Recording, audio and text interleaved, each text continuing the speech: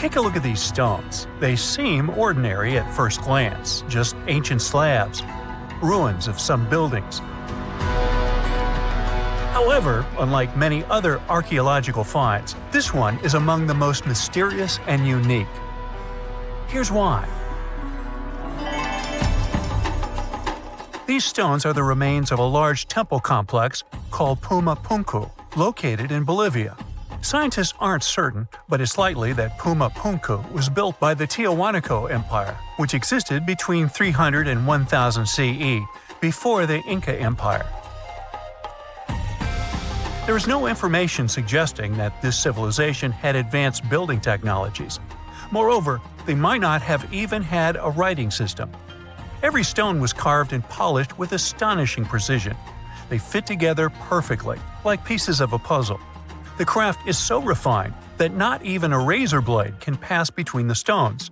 Quite impressive for people who lived around 1500 years ago. And these stones are heavy. The largest ones weighed around 130 tons. So, how did the builders transport such weight from one place to another? Scientists suggest that this civilization did not know about the invention of the wheel. So, how did they manage to build such a perfect engineering structure? Did Tiahuanaco have the knowledge and tools for stonework? Or did someone else build Puma Punku? There are several theories about this. Theory 1. There was some advanced civilization that came to South America, interacted with Tiahuanaco, built this engineering marvel, and then left. Theory 2. Some beings from another planet came to Earth, showed humans how to build perfect structures, and created Puma Punku. This theory is dubious. Another idea from this series suggests that Puma Punku was built by mythological creatures from the South American culture at that time. Theory 3, the most likely one. There is no mystery here. Tiahuanaco was indeed an advanced civilization with incredible building technologies. So, what do you think?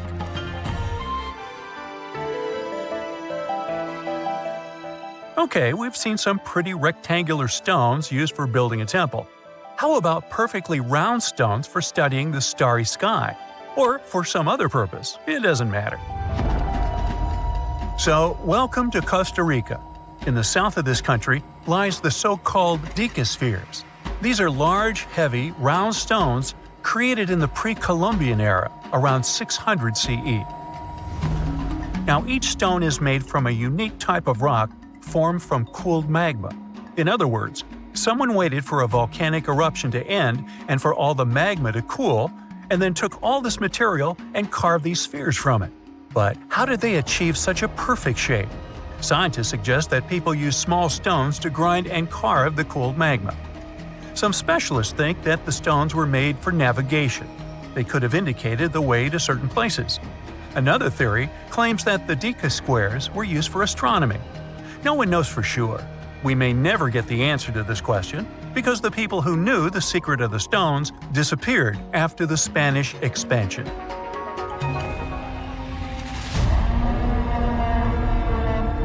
So, let's continue our journey.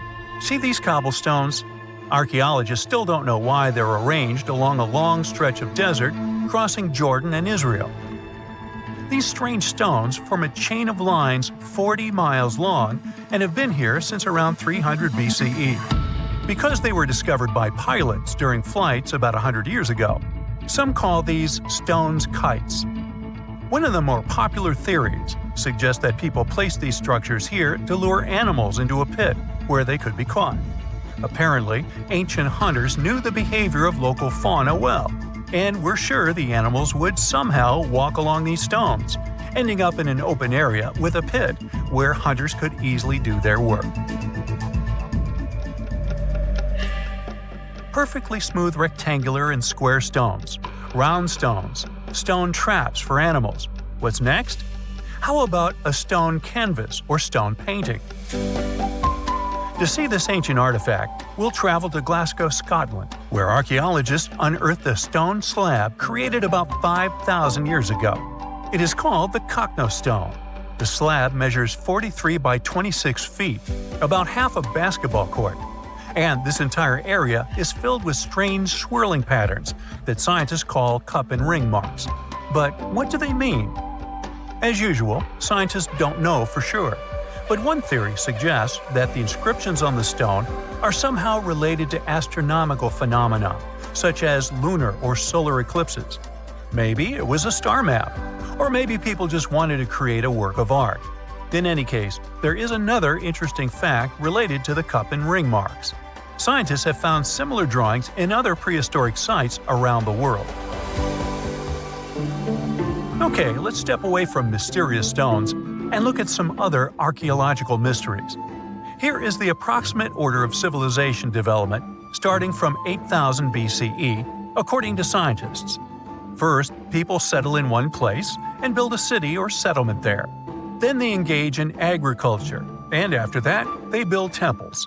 But in 1994, archaeologists said, no, the order might have been different. What if people first built temples to worship higher mythical beings and only then built cities and engaged in agriculture? Let's go to Turkey, to the rural area of Gobekli Tepe, where in the mid-1990s, archaeologists discovered several stone pillars with carved animals on them. This ancient structure dates back to around the 10th millennium BCE.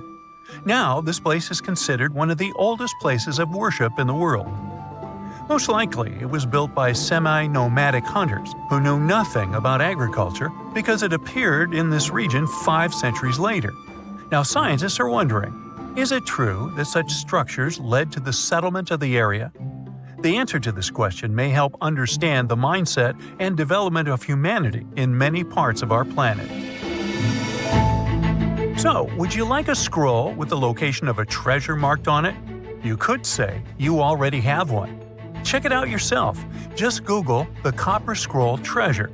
Download a high-resolution photo of the scroll and follow the instructions. Oops! The instructions are written in an incomprehensible language. Scientists have been trying to decipher this message since the scroll was discovered in 1952 in Qumran, and the answer is still not found. According to one theory, the scroll contains information about a large amount of silver and gold. But even if the treasure does not exist, this artifact is still quite interesting to study. It was created around 2,000 years ago, during the time when the Roman Empire ruled over the settlement of Qumran. Perhaps the local residents hid their valuables from the Roman legionnaires and left such a map for their descendants. When you approach this archaeological wonder, you won't notice anything. But if you rise into the air and look down at the ground, you'll see amazing patterns created by the people of the Nazca culture. This discovery is called the Nazca lines. Pilots and passengers of commercial aircraft first noticed them in the 1920s and 30s during flights over Peru. These large drawings consist of geometric lines, complex images of animals, and whimsical figures. More than 2,000 years ago, people removed part of the surface soil of this land and created these patterns. But why? The Nazca lines continue to captivate researchers and enthusiasts alike. Recent technological advancements, such as drone imagery and satellite mapping, have provided new insights into these enigmatic formations. Some researchers are now exploring the possibility that the lines serve multiple purposes, including communication with someone not from our world. And to some extent, this is true. Some scientists believe that the Nazca lines were a ritual method for communicating with the deities of the Nazca civilization. Studying these archaeological wonders not only enriches our knowledge of the past, but also inspires us to appreciate the ingenuity and creativity of the human spirit. In 1850, French scientist Auguste Mariette went to Egypt looking for manuscripts, but accidentally found a head of a sphinx sticking out of the dunes. He cleared the sand and figured out the sphinx was guiding the entrance to some underground construction. Several months later, he finally entered the Serapeum of Saqqara. Inside, he found an enormous granite sarcophagi with remnants of 64 bulls. Scientists are still amazed by the tech that the ancient Egyptians used to transport those enormous boxes. The Serapeum was built around the year 3000 before the Common Era. It was an underground tomb built to honor the sacred Apis bulls of ancient Egypt. It had a long hallway, almost 500 feet long, with giant stone rooms on both sides. Some of the sarcophagi weighed as much as 50 average cars, and all of them were made with super precision with exact 90-degree angles. These sarcophagi were beautifully decorated with hieroglyphs and carvings that told stories about the lives and importance of the Apis bulls. Now, there are 24 sarcophagi left. In ancient Egypt, Apis bulls were very special animals connected to the deity Ptah. They thought the bulls carried Ptah's spirit and wisdom, helped the pharaoh, and protected the Egyptians. Priests looked for special markings on young bulls to find Apis bulls. It could be a white triangle on its forehead, which symbolized divine light, a shape on its back like a vulture's wing, and a scarab shape under its tongue, which stood for rebirth. If a bull had these signs, they believed it was chosen by Ptah and treated it like royalty.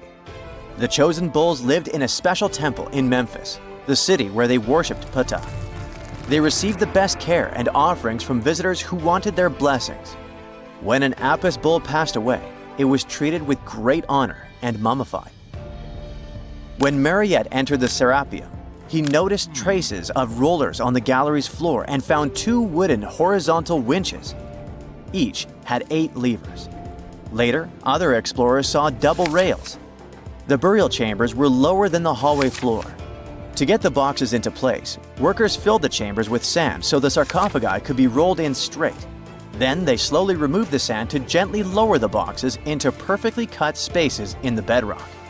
A carved stone sign found in the Serapeum said it took 28 days to move just one sarcophagus and its lid into its spot during the time of Ptolemy II. The extreme precision of the sarcophagi with 90-degree angles also has an explanation. Ancient Egyptians wrote texts, or rather, papyrus, on geometry a long time ago. It shows that they knew the approximate number pi and could calculate the volume of a pyramid with its top cut off.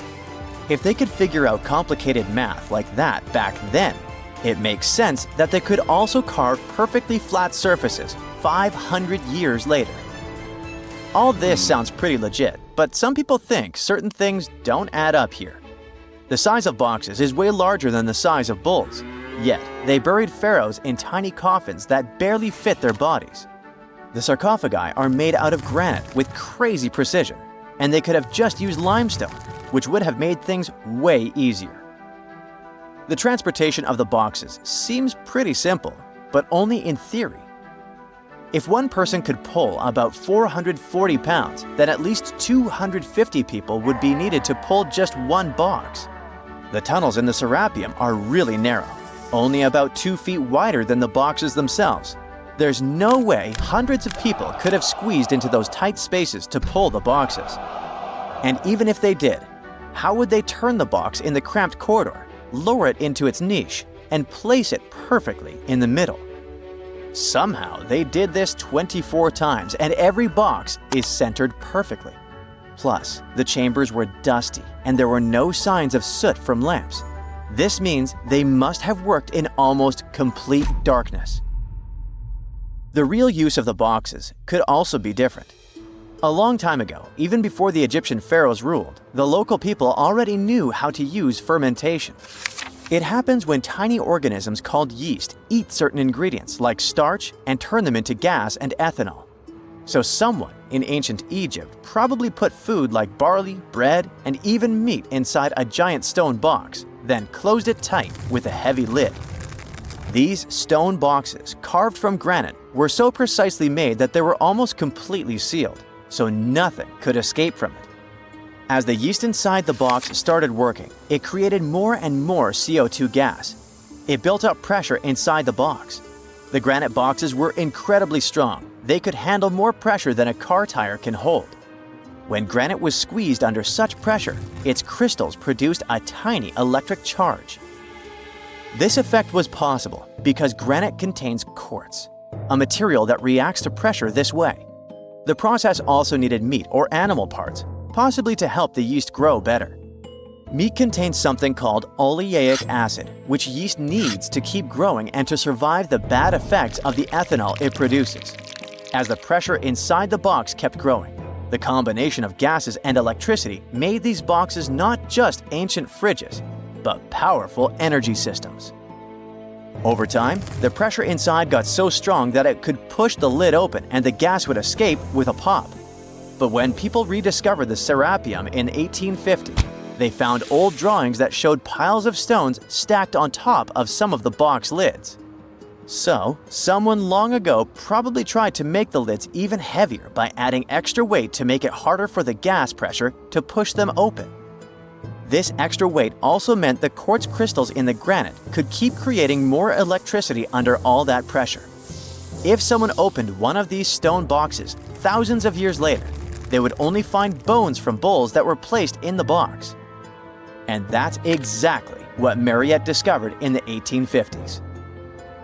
They opened the Serapeum for visitors soon after the first excavations in the second half of the 19th century. Prince of Wales even had a luncheon with his guests in one of the sarcophagi. Sands and earthquakes made the site inaccessible for a while, but now you can visit it again and try to solve the mystery yourself.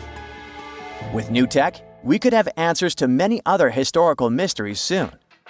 A team of scientists at Chicago's Field Museum of Natural History recently used a special CT scanner to learn more about ancient Egyptian mummies without unwrapping them. They gently rolled 26 mummies on custom carts out to the parking lot, where the scanner was waiting. It took thousands of detailed X-ray pictures of each mummy and their coffins. When all the pictures were put together, they created 3D images that showed what was inside, the skeletons and some artifacts. The scientists hope these images will help them understand ancient Egyptian burial practices from over 3,000 years ago. Even though the scanning process only took 4 days, it might take 3 years to study all the data. But scientists were able to learn some personal details about the mummies. One of the most popular mummified individuals at the museum, Lady Chineta, was a woman who lived in ancient Egypt about 3,000 years ago. It looks like she passed away in her late 30s or early 40s. To make sure her body looked complete for the afterlife, embalmers put stuffing in her neck to keep it from collapsing. They also placed artificial eyes in her sockets, so she would have eyes in the next world.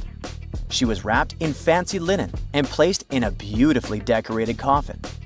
The scans revealed that it had been carefully crafted with a slit at the back, which embalmers used to fit the body. There were also some artistic details on the surface, like markings for her knees. It looks like her burial was on the scale of a high-end luxury car.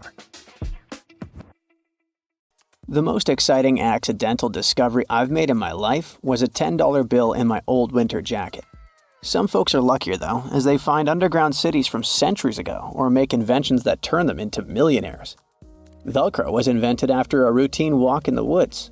Kellogg's cornflakes were inspired by a chipped tooth, and Play-Doh saved a business empire from falling by chance. Back in 1998, electrical engineer John Williams found something that looked like an electrical plug sticking out of the ground. He started digging and noticed that it was stuck in a small rock. He found it in a rural location in North America, far from civilization, industrial complexes, airports, factories, and electronic plants. This piece of electronics embedded into a solid granite stone got the nickname enigmalith and a price tag of $500,000. Some scientists are sure it's a big hoax and not a souvenir left by some visitors from space, as Williams claims. But the finder of the rock wanted to prove that it was a real piece of ancient technology, some sort of an electrical connector. If it's not a hoax, then this little find could be proof that humans, or some other civilization from the past, were way more advanced than we ever thought. They must have managed to invent a way to transmit electricity long before humans in the 19th century. He offered scientists to take a look at this find and establish what it really is without breaking the rock open, but there were no takers. Williams consulted an engineer and a geologist, and both confirmed there were no traces of glue on the electronic component. It hasn't been welded either, so it must be as old as the rock, which is around 100,000 years old, according to geological analysis. Dr. John Kellogg had a philosophy of biological living with regular exercise, massage, plenty of water, zero bad habits, caffeine, and no meat. At the end of the 19th century, he looked over a health institute in Michigan. He once whipped up a mix of flour, oats, and cornmeal. He thought that by baking whole grains at high temps, they'd be easier on the stomach and healthier overall. He baked the mix twice and first made cookies, but a patient chipped a tooth on that version. Then he decided to break it into small pieces. It's hard to pinpoint exactly how Kellogg cornflakes came to be, with so many versions of the story floating around. Kellogg's wife, Ella, and his brother Will both claim they played a role in creating the flakes, along with several other family members and sanitarium staff.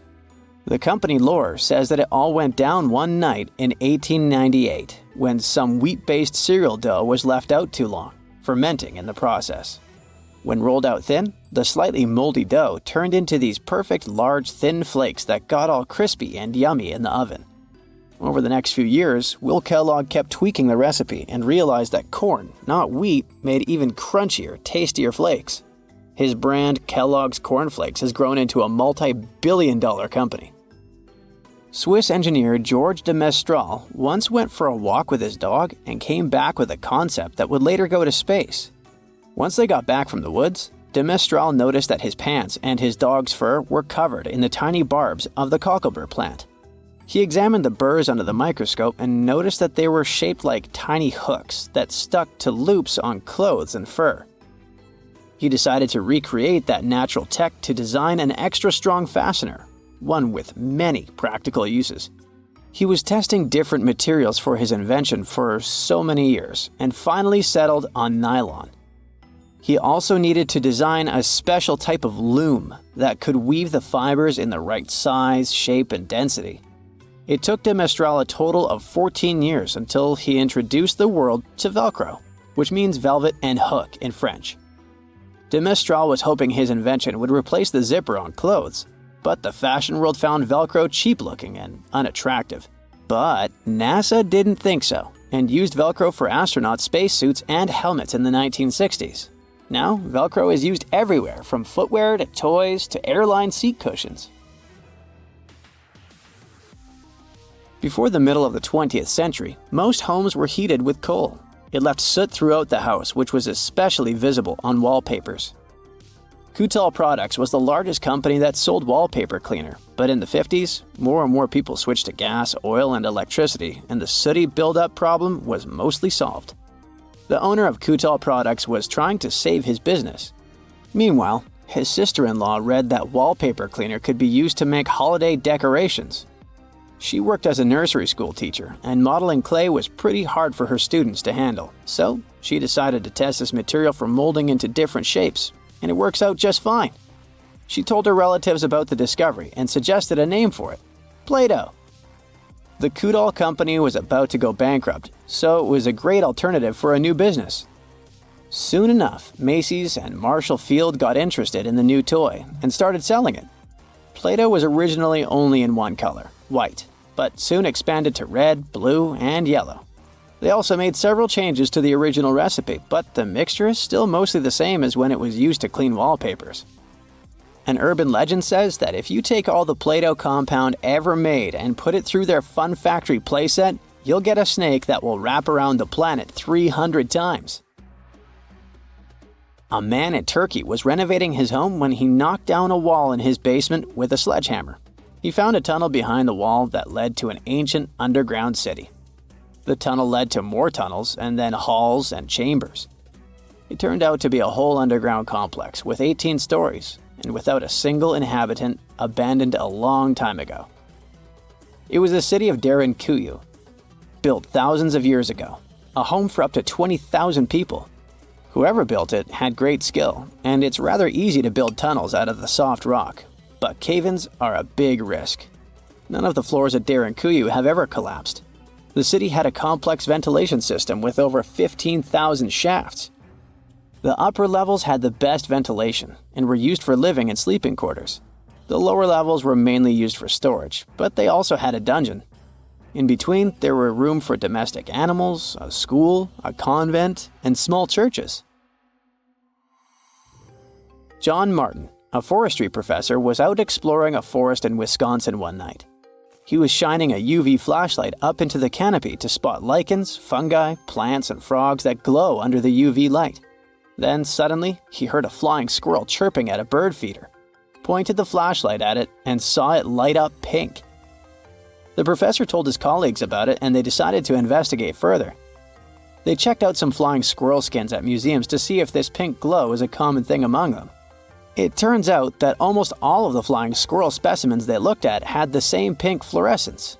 Non-flying squirrels didn't glow at all. Other animals with fluorescence, like puffins and chameleons, glow blue under UV light. The only other mammals with fluorescent fur are around 20 species of opossum. They live in different ecosystems and have different diets. The only thing they have in common with flying squirrels is that they're all active at night. And regular squirrels prefer sunlight. There's enough ultraviolet light in low-light conditions, and nocturnal animals need UV vision. So the pink glow might have to do with nighttime perception and navigation, especially in cold and snowy conditions.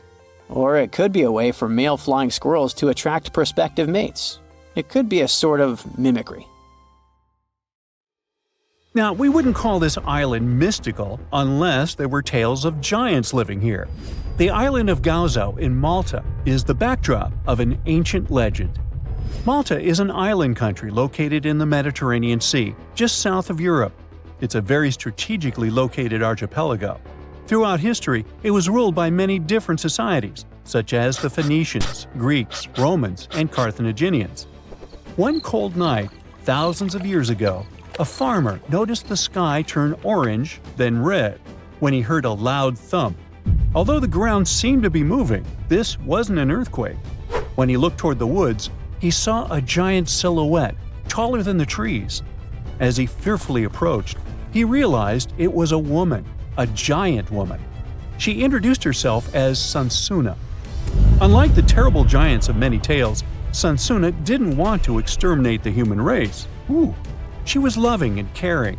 She told the farmer that she and her people could help protect their land from invaders. The locals were pretty interested in this offer. Since Malta is located in an important commercial route, it was constantly being invaded. The story says that Sansuna settled in Malta, and sooner rather than later, she was moving things around. And when I say things, I mean monoliths. Sansuna carried huge stones on her shoulder to build a magnificent temple called Gigantia, which means place of giants. She even did this while holding her half-giant, half-human kid on the other shoulder. Some say Sansuna lived exclusively on beans and honey, although others replaced honey with water. The funniest bit here is that Malta is the 10th smallest country in the world, but it somehow managed to host giants. Hey, go figure. The temple looked like a giant game of Tetris, with some stones weighing as much as 20 elephants. Some of these monolithic rocks are so heavy, scholars guess it would take 50 men working together to lift just one stone. Now, as much as this is entertaining, humans never proved giants were real, so this story couldn't be true. There's a brief mention of a species of giants called the Nephilim in some ancient texts. The Nephilims would have been terrible giants that wreaked havoc on the earth and only survived until the Great Flood.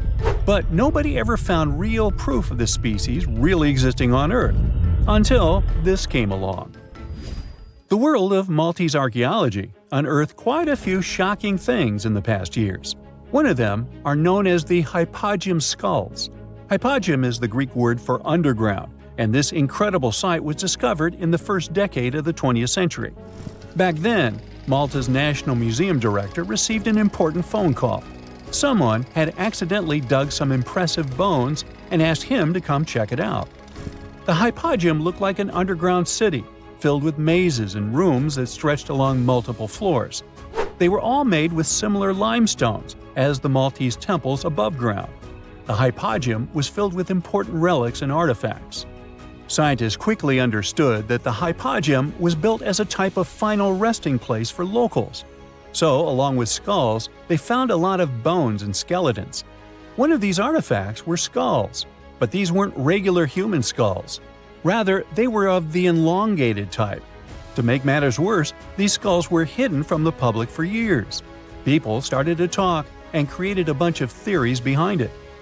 The truth is that this discovery was a turning point for Maltese archaeology, although scientists didn't know what to do with it. Some wondered if these skulls were natural or manipulated, since they knew some cultures in the world used head binds to alter their skulls. Other scientists threw in the hypothesis of little gray people or even the legendary giants. Some say that the elongated skulls could have been sculptures that worshipped otherworldly deities. There was no way to confirm any of these theories. So the question remained: who were the builders of Malta's megalithic temples? Now let's take a look at what scientists know. The Maltese megalithic temples have been standing strong since 3500 BCE, which is even older than the pyramids of Egypt.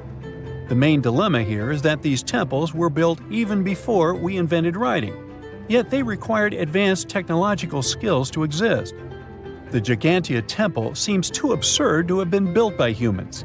The South Temple has a corridor with 4 oval rooms on the sides, looking like a big shamrock leaf. In one of these rooms, scientists found altars decorated with spiral patterns. It looked like an altar of some sort, indicating early Maltese people used them for ritualistic purposes. The North Temple is similar but smaller, with a very low entrance that makes people crouch down to get inside. You get it? You need to bow down to their deities in order to get into this sacred place. I mean, one can't help but wonder about the secret reasons these ancient builders had to build such a huge temple. I'm thinking they probably cast one of Daenerys' dragons to move the monoliths around. Yeah, I'm joking here.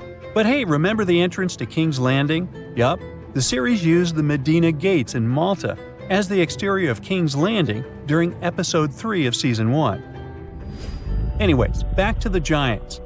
The ritualistic theory of the whole thing won a few points when archaeologists uncovered these mysterious figures. They're popularly known as fat ladies. These tiny statues have round bodies and faces that show how much they enjoyed life.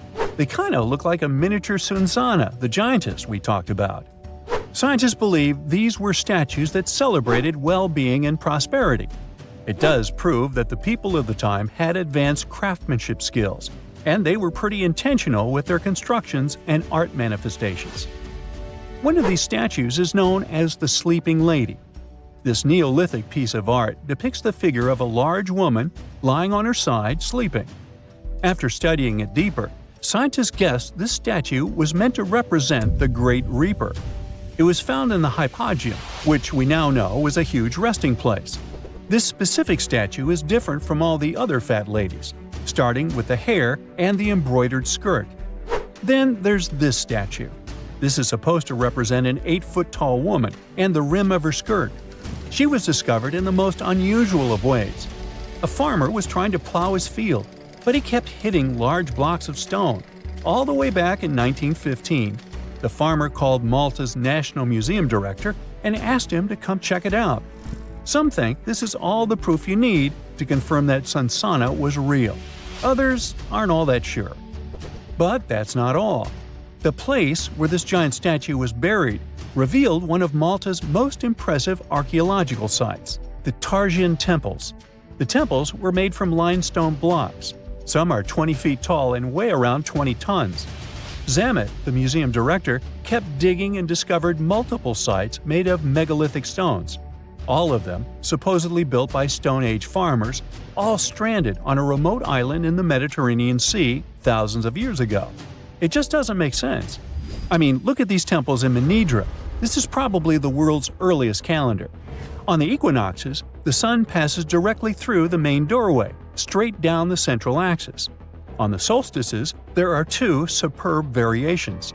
During the summer solstice, the rays fall on the edge of the megalith to the left of the doorway, and during the winter, the rays fall to the right side of the doorway. It's astronomical precision at its finest. And what about the structures in the Hall Tarsian that we've already talked about? This complex is the oldest one in all of Malta. It was built with the purpose of doing animal offerings to deities.